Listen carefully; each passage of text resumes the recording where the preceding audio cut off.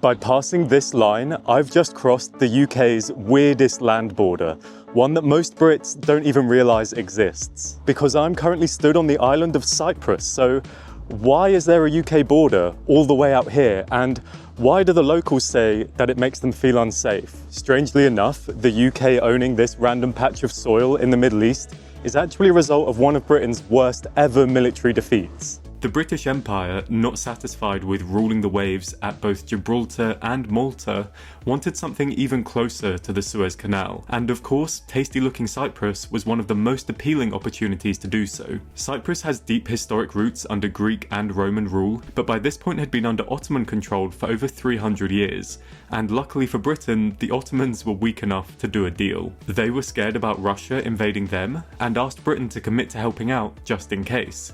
And in exchange, Britain just asked for Cyprus. So in the 1870s, Cyprus was a brand new colony for Britain, but right now, it's a country that's supposedly since had its independence. So why are these patches of land still part of the UK's overseas territories? And how does that affect the lives of local people today? Unfortunately, this castle isn't on the British side, by the way. I just came here because it's the most dramatic border point. It's literally the first thing when you enter back into Cyprus land proper. Cyprus spent 82 years as a British colony, and weirdly, all over the island you can still see little reminders of that time. But back then, Cyprus even had a flag with the Union Jack and produced stamps of the kings and queens, and Britain loved this situation. Cyprus was an unsinkable aircraft carrier within range of the whole Mediterranean, the Suez, and the Middle East. The Air Force could never have dreamed of something so useful, but the Cypriot population, the majority of whom were Greek speakers, did not love this situation. They wanted Britain to leave so that the whole of Cyprus could be absorbed by Greece already, like what had happened to Crete or the other Greek islands. They just needed a situation where Britain was weak enough to make a deal, and that of course came with the Second World War. Just like in the rest of the empire, Cypriots of all ethnicities signed up to fight for Britain against Germany. You know, apparently fighting for European countries to be free and liberated from tyranny. So of course they then come back to Cyprus and think, wait, what? I don't even have independence at home. But still, no matter how many peaceful diplomatic calls there were for Cyprus to become independent, London ignored all of them after the war. Post-war Britain is absolutely devastated, completely broke, and above all, very distracted by having to put out 100 post-colonial fires all at once. So the Greeks on the island look around and decide that the only way to find your freedom is to fight for it. And they form a new paramilitary. They deal Britain one of their worst ever military defeats, in which a force of 25,000 British Empire troops cannot handle a network of 300 poorly trained Greek Cypriots, most of whom were civilians. The fact is that the revolutionaries just knew the hills and the mountains of Cyprus so much better, and could rely on the support and distractions of most of the rest of the local population. As rioting becomes daily more widespread on Cyprus, young people of high school age take an increasing part in the violence. Here, a group of girls are being dispersed after a rock-throwing battle with British military police. Only after the use of tear gas is the demonstration broken up.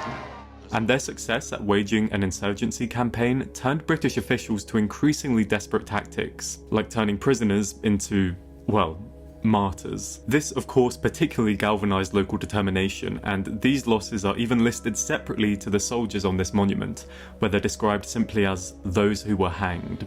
Into the headquarters of the operation, captured terrorists are brought, some of them with hoods over their heads for security reasons. By 1960, with even the Turkish Cypriots joining in the chaotic violence, they had succeeded in making Cyprus ungovernable for Britain, and everybody had a reason to compromise and make a deal. This is a monument to those Cypriots who died in that war, by the way. This obviously isn't within the UK borders, but I've come to a different town to show it to you. This is in Nicosia, in the capital. But it obviously does raise some interesting questions, having an independence monument to the heroes who fought off Britain so close to a piece of land that is still Britain. It is actually an amazing monument, I have to say. It's so unusually dynamic. There are these Greek Cypriot soldiers lifting up the chains and freeing all of these peasants and clergy people, you know, representing the Cypriot people and their faith being unshackled. Britain helped to craft a finely balanced constitution for a new country, the independent Republic of Cyprus, that would own all of this island, apart from these air bases.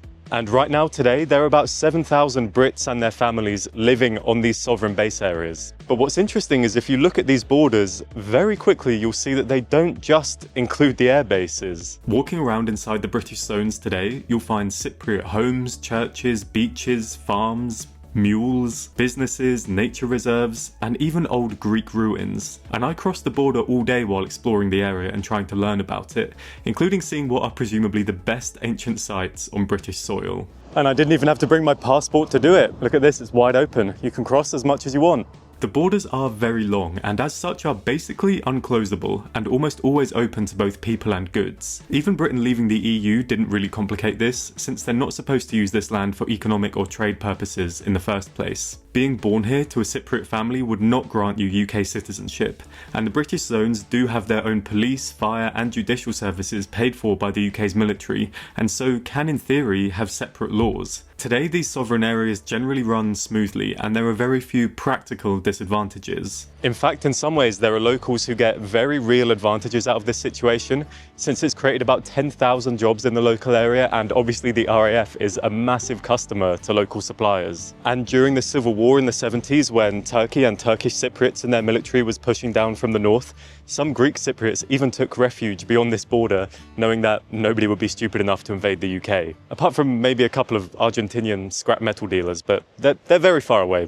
Don't worry about them right now. But in the hearts and minds of all Cypriots, the continued existence of these bases is seen as a colonial hangover and a massive insult to their sovereignty. It's speculated that both the UK and the USA have used these airfields to attack various Middle Eastern countries, so it's easy to see why local people continually protest this situation and obviously feel unsafe because of it, since any retaliatory strikes would hurt uninvolved civilian Cypriots too. British soldiers murdering a Danish tour guide in Ayia Napa has also irrevocably poisoned relations.